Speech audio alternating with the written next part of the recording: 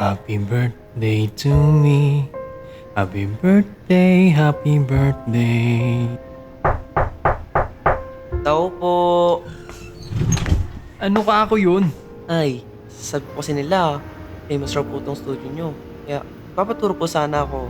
Gamitin to. Busy ako. Sa iba ka na naman magpaturo.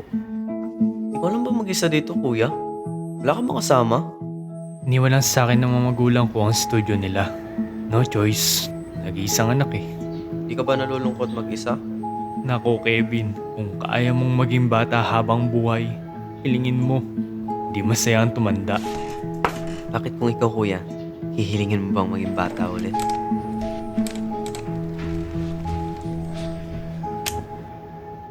Bakit? Nandito ako sa katawan mo.